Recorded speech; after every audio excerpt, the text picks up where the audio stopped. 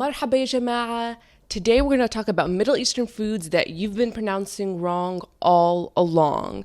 I have them all laid out here.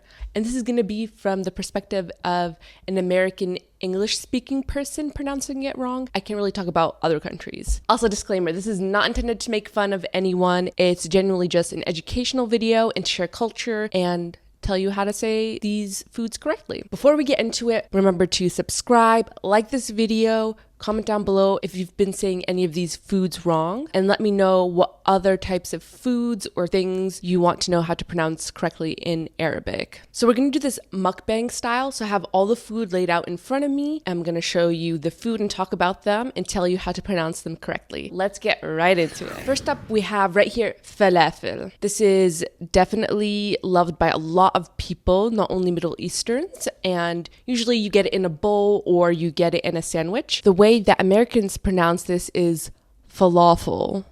It's super heavy when they say it, but in Arabic we pronounce it falafel. It's more lighter and airy, not as intense. So one of the first problems when people pronounce it in English is the beginning part. They say falah.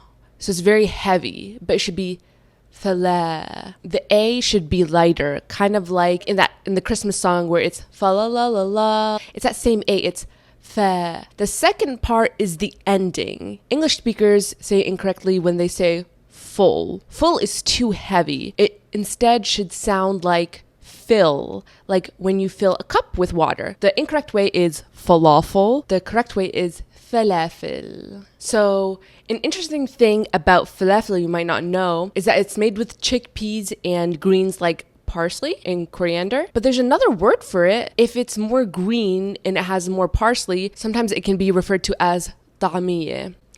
طعمية. And that has that hard ayn sound in Arabic. Personally, I like it when it's more golden inside. That means it has more chickpeas in it. Let's take a look and see what this one looks like on the inside. Okay.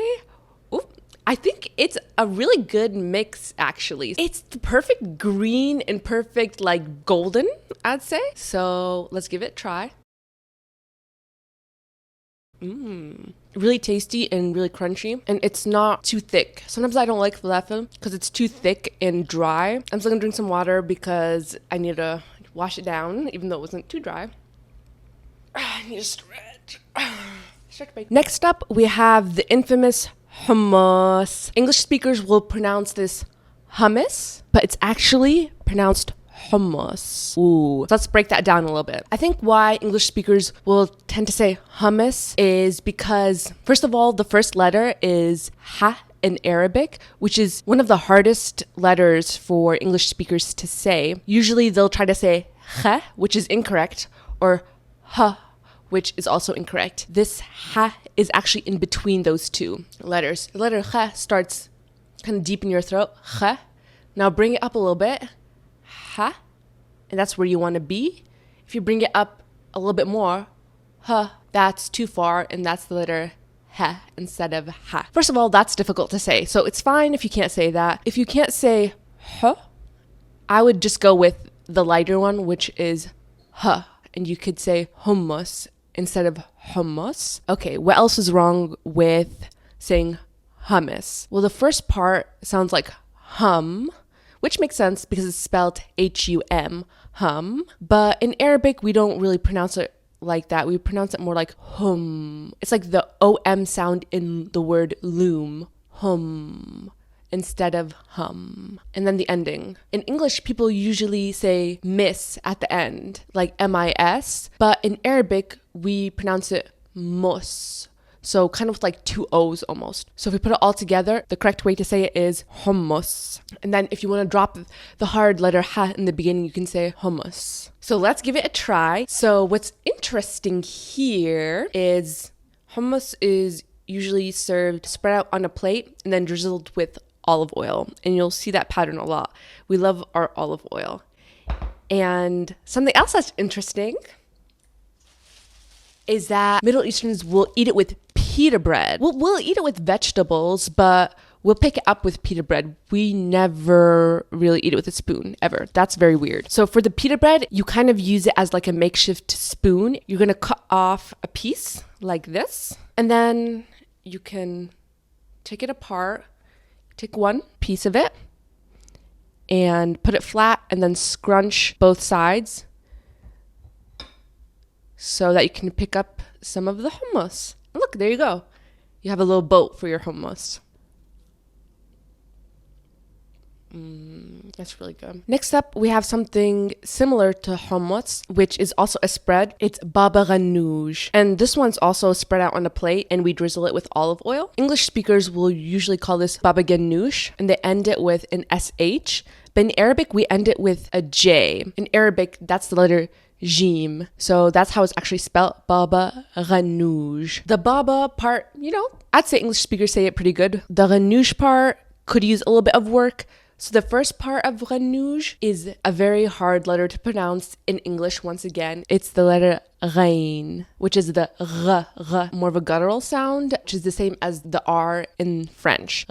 So that's hard to say. So you can say g instead. But to make it sound more Arabic, one thing that you can fix is instead of saying ganoush, like SH at the end, ganoush, you can add a J at the end to make it ganoush. The incorrect way that we usually hear is baba ganoush, and the correct way to say it in Arabic is baba ganoush. Let's give baba ganoush a try. So this is the same thing with hummus. We're going to eat it with pita bread. So same thing, take flat pita bread, pinch both sides so you can make a little boat with it.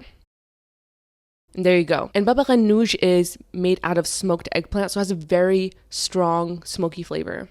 Let's give it a try.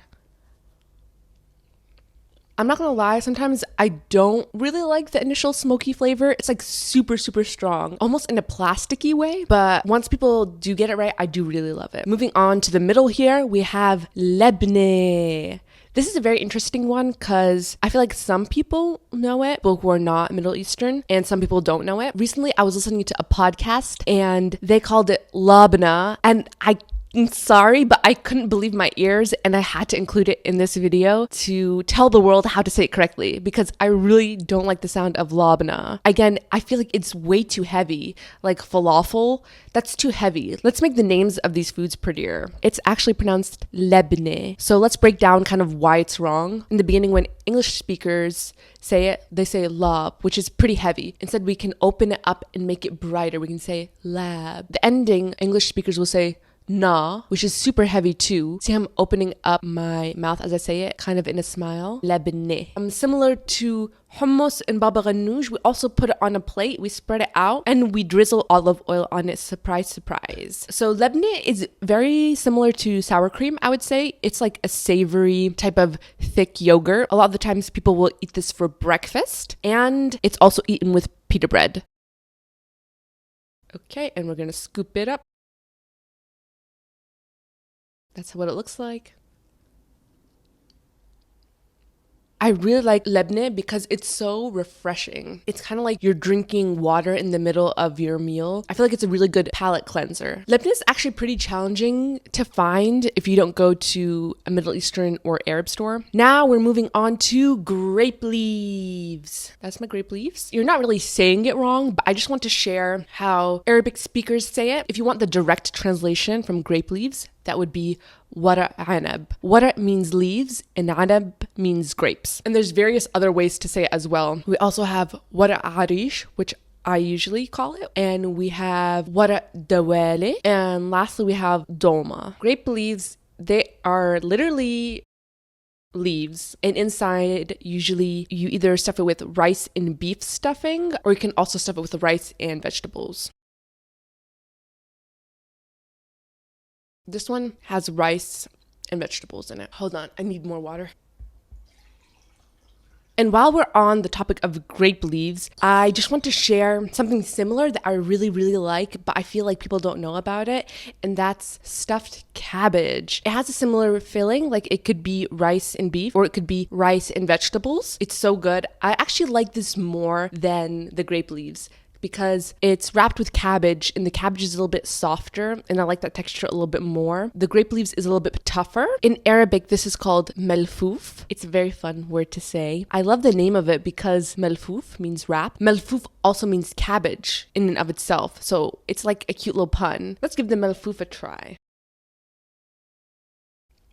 And lastly, for dessert, we have the infamous baklava. So the real way to say in Arabic is baklava. Now, I'm not sure if other cultures say it differently, so maybe some cultures say baklava, because this is really present in a lot of cultures like Greek culture, Turkish. There's two things that are different from the way we say it in Arabic. First, there's no K. In American English, we say bak. In Arabic, we say bet. So it's a stop. It's not a K. And then the other thing is we use a W in Arabic instead of a V. So in English, it's baklava, but in Arabic, it's baklawa. And basically this is like layers upon layers of filo dough, and then usually it's stuffed with some kind of nut like pistachio, walnut. This one specifically is walnut. I am not a huge fan of baklawa, I'm not gonna lie. I kind of like American desserts a little bit more. I feel like they're less sticky, kind of more airy, but I'm gonna eat it anyways for you guys.